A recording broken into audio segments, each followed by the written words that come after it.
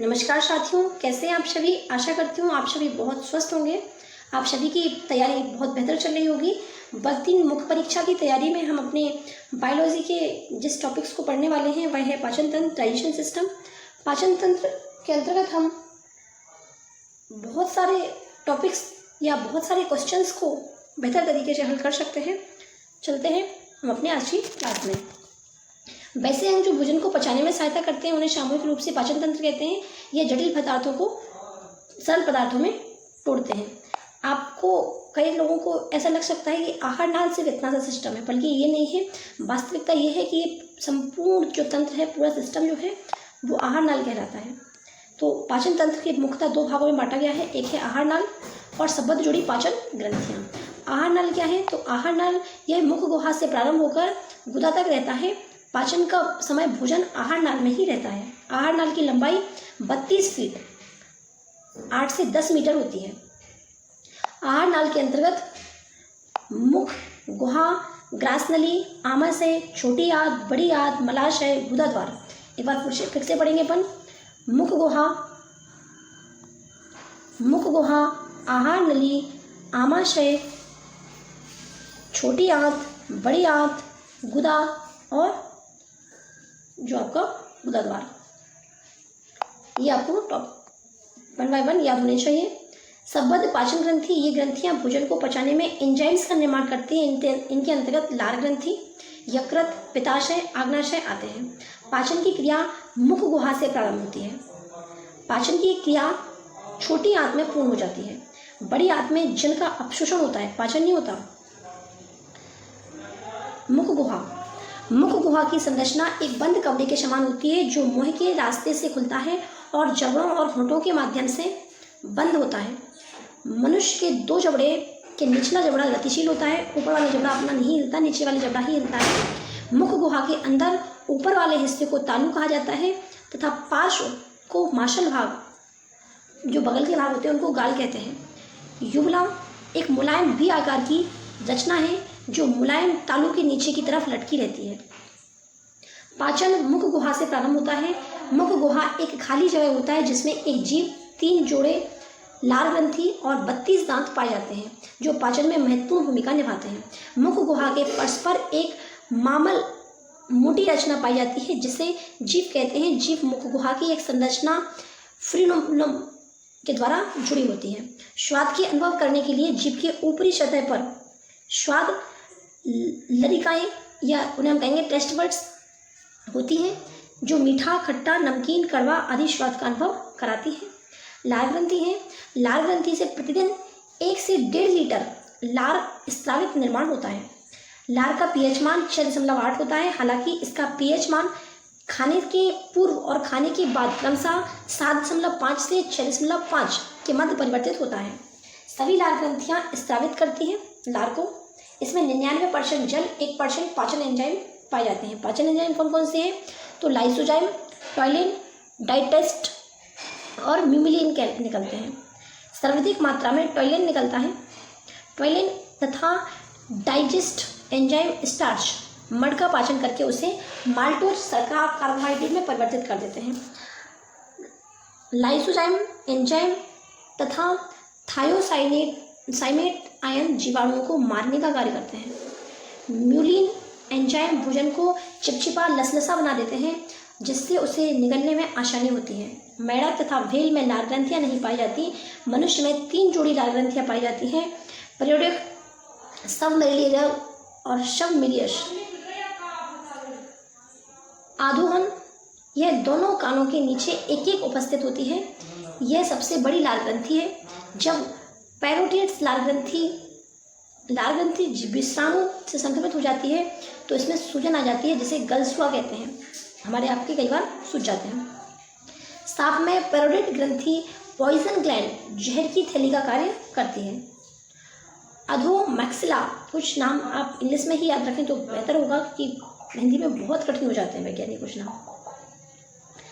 सब maxillary gland, यह जबड़े के मध्य में मैक्सिला अस्थि के दोनों ओर एक एक उपस्थित होती है जो वॉर्टन नालिका द्वारा खुलती है। अधोजीवा, यह जीभ के दोनों ओर एक एक उपस्थित होती है जो वार्लोलिन नालिका रिवियंस नालिका के द्वारा खुलती है और सबसे छोटी लाल ग्रंथि है।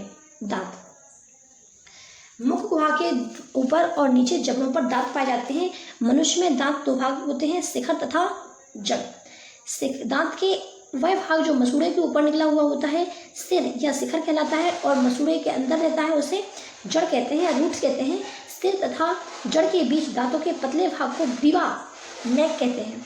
मनुष्य के दांत गर्ददंती होते हैं, अर्थात दांत जबड़ों की हड्डियों के में धंसे होते हैं।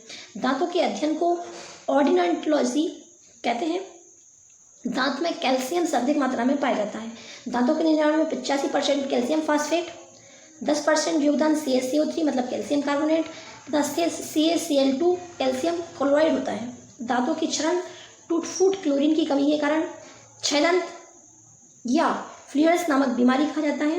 प्रत्येक दांत की भीतरी गुहा में मज्जा गुहा कहते हैं। मज्जा गुहा की रक्त वाहिकाएं तथा तंत्रिका पाई जाती हैं। मानव दांत के दो परत होता है। बाहरी परत इनामिल कहलाता है, जबकि आंतरिक परत को डेंटाइल कहते हैं। ये आपका बना हुआ है। मज्जा गुहा के ऊपर दंतावस्थी पाई जाती है। दांत की अधिकांश भाग दंतावस्थी की ही बनती है, जो मुख्य रूप से कैल्शियम युक्त एक संयोजी ऊतक है। दांत की ऊपरी परत इनामिल होती है। इनामिल मानव शरीर के सबसे कठोर भाग है तथा 90% कैल्शियम लवण, कैल्शियम फास्फेट एवं कैल्शियम कार्बोनेट का बना होता है, जिसे फ्लोरीन मजबूती प्रदान करता है। इनामिल दांत से रक्षा प्रदान करता है। दांत कई प्रकार के होते हैं आपके।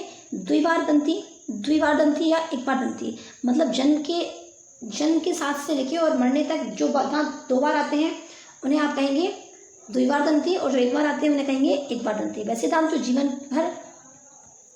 जीवन में दो बार आते हैं, इनकी शुरुआत में निकलते हैं, टूट जाते हैं, फिर पुनः आते हैं, दांत निकल आते हैं और दूध के दांत कहा जाता है। इनकी संख्या 20 है। ऐसे ही हैं आपके एक बार दंती वैसे दांत जो केवल एक बार निकलते हैं, अर्थात एक बार टूट जाने पर पुनः नहीं निकलते। ये परमानेंट टीथ स्थायी दांत कहते हैं, जैसे कि अकल दांत। इनकी संख्या 12 है। मानव शरीर में दांत 4 प्रकार के होते हैं: इंसीजर केदनक, कैनाइन रदनक, प्रीमोलर अर्धचवर्णक और मोलर चवर्णक। आप बहुत छोटी क्लास में होंगे तब इनको पढ़ चुके होंगे। आगे के 4 दांत कौन है? इंसीजर है। आगे के 4 दांत 1 2 3 4 ये हो गए आपके इंसीजर। नेक्स्ट देखते हैं हम। इसके बाद है आपके कैनाइन। तो एक कैनाइन इस साइड, एक कैनाइन इस साइड। इसके बाद हो गए आपके प्रीमोलर। तो प्रीमोलर हो जाएंगे आपके 1 2 3 1 2 3 एंड देन मोलर।